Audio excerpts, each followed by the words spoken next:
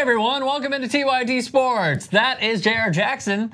I am Rick Strom, and on your screen right now is Johnny Manziel. And today we might discuss and agree on the hypocrisy of the National Football League. Executives are saying that Manziel's potential is off the charts.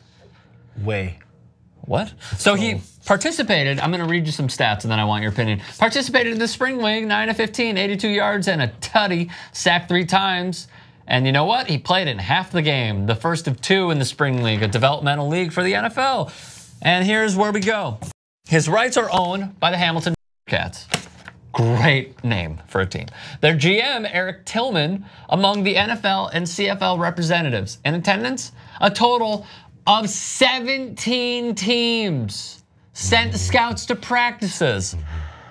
Well, the thing is, they played against the Wolf Dogs. So, I mean, that must be an easy team to beat when you're the Tiger Cats. Mike Tanier. Talking about a repetitive name for a team. There are the Tigers. We know Tigers are big cats. Why does it be Tiger Cats? This is a pure Mankiewicz moment from you ridiculous. Right now. I'm just saying, you pointed out how ridiculous that name is. I like the name. Hey, the Coyote Dogs. Cool. I don't even know if coyotes are really, or they're wild dogs, right? Hey, the wet farts. Hey, what do you think about my team here? Zebra stripes. So I went fishing and I caught a halibut fish. Come on, man. Hey, what'd you think of my boy Otani? Complete game shutout. That's a joke about redundancy for all you MLB writers. Still Went say to the that. ATM machine. You wouldn't believe where I scored on the basketball hoop goal machine. Okay, I'm done. I'm sorry. Go. No, come on, keep going. I know. I'm sorry. I did it now. Mike Tanier tweeted, "I'm glad Johnny Manziel did well, but he was facing roughly Shrine Game level competition. I would put more credence in minicamp 7-on-7 results than what happened yesterday. There's a long road ahead." Lastly, the players that are playing with Johnny Manziel are going to have his back like Cody Keith. By the way, his country album is going to be out really soon. I was just thinking, I said, which guy, what is his guitar? What does he play? I was totally thinking that. I sobered up and I got to thinking, Johnny Manziel ain't great. Oh, I'm not gonna say Oh, that. you almost had it. Yeah. He's taking it very seriously. I promise you, he knows his past is creeped up and he is taking this seriously. He wants another shot. My bottom line is that there's no doubt in my mind someone should sign him. I would love to know Cody Keith's opinion on Colin Kaepernick. I've seen enough of the quarterback skill. His endurance has not been an issue. All right, so let's just think about this for a moment. 17 NFL teams went to go see Johnny Manziel, but a guy like Colin Kaepernick cannot even get a sniff of a phone call. Nathan Peterman is in the league. Many others are in. Jake Rudock is in the league. Who? Brian Hoyer is still in the league. Oh, I know that guy. Yet here we are at this point in time. But has Nathan Rudolph and Hoyer, Mason Rudolph could actually be a good quarterback, by the way, Oklahoma State. has Rudolph made it? Has he? I mean, well, guy, I'm sorry. Actually, I've totally missed my whole argument. The problem is that Rudolph has led a team to the Super Bowl. He's got experience in the league. He does have a Super Bowl team with him and the rest of the reindeer. Was this fantasy team? Okay, so we all know the obvious thing. You're gonna totally race bait here because you like to play the race car from the bottom of the deck. Guilty. No, because this is the. I'll be serious for a second. This is the business side that they talk about. Yep. When they, guys get traded or if they get released and they go, and the players always have to say, "Oh, I understand the NFL is a business."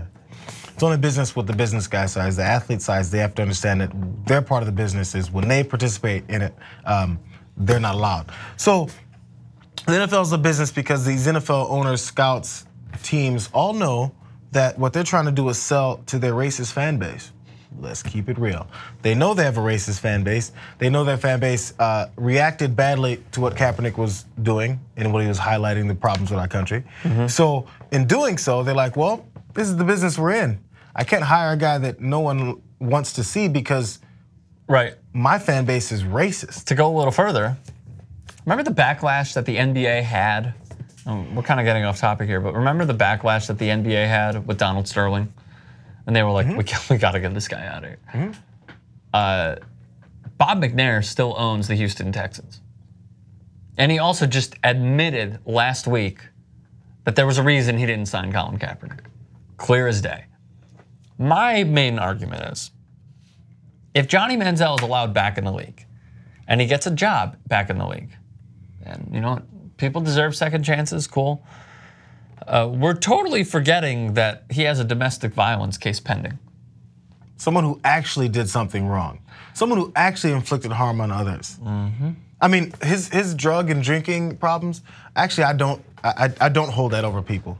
That's up to you whether or not you think he's gonna be able to perform at a high level in a professional athletic setting. That's up to your team. I get it, maybe you wanna read that, because that happens in every sport. There's a guy like that.